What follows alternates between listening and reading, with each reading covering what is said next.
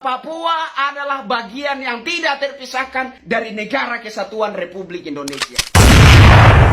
Dan kemerdekaan Hindia Belanda itu sudah diproklamasikan oleh Bapak Soekarno dan Bapak Hatta pada 17 Agustus 45. Itu termasuk Papua juga.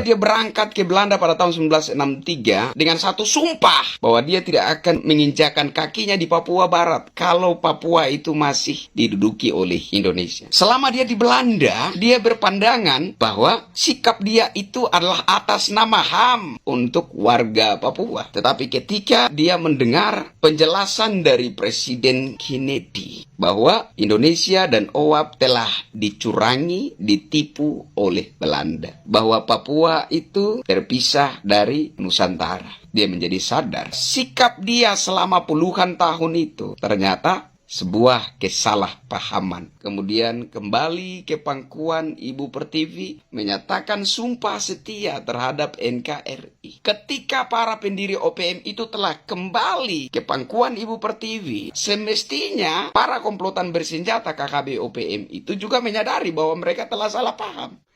Kemarin ada orang juga yang tanggapi video saya, katanya jangan hanya meminta pemerintah untuk bertindak tegas terhadap OPM, tetapi Anda juga harus bisa menyuarakan solusinya. Baik, saya suarakan solusi saat ini. Solusinya, kalau Anda bicara HAM, bicaralah sebagai anak Indonesia. Kalau Anda bicara tentang perampasan tanah adat masyarakat Papua, bicaralah sebagai anak Indonesia. Anda bicara persoalan apapun yang terjadi di daerah Anda, bicaralah sebagai anak Indonesia. Maka solusi itu akan dekat dan akan mudah untuk didapat. Tapi kalau Anda bicara sebagai pengkhianat yang membenci tanah air ini, maka sedekat apapun solusi itu akan semakin jauh dan Anda tidak akan pernah mendekat dengan solusi. Jadi Anda bicara persoalan apapun, HAM, kekayaan alam, tanah adat, hak ulayat dan lain sebagainya, bicaralah sebagai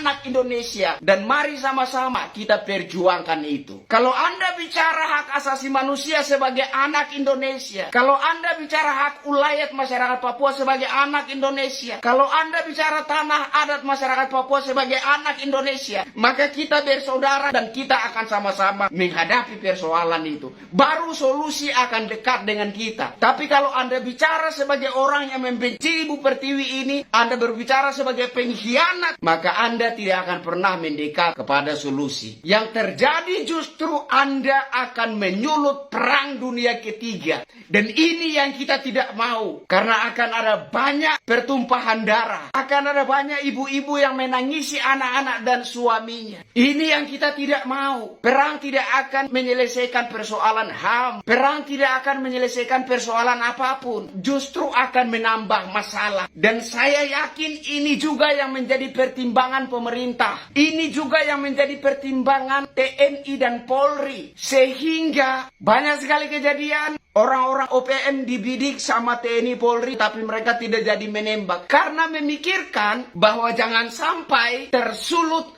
perang yang justru merugikan tanah air kita. Ini tolong disadari, tolong dimengerti. Jadi kesimpulannya, saya mau katakan bahwa Papua adalah bagian yang tidak terpisahkan dari Negara Kesatuan Republik Indonesia. Yang menyatakan bahwa Papua terpisah dari Hindia Belanda, terpisah dari Nusantara adalah Belanda dan itu provokasi Belanda. Orang-orang pendiri OPM sudah kembali menyatakan sumpah setia kepada Ibu Pertiwi, kepada NKRI. Mereka sudah menyadari bahwa mereka telah termakan tipuan Belanda. Makanya saya bilang, orang-orang OPM saat ini apa yang mereka perjuangkan? Yang mereka perjuangkan, yang mereka kejar adalah kekuasaan. Mereka bukan benar-benar sedang memperjuangkan hak asasi manusia untuk masyarakat Papua. Ini tolong dimengerti dan tolong disadari. Jadi saudara-saudara, kalau mau memperjuangkan persoalan HAM, berjuanglah sebagai anak Indonesia. Mari kita sama-sama berjuang. Kalau mau berjuang soal hak ulayat masyarakat Papua yang dirampas oleh TNI kah, oleh Polri kah,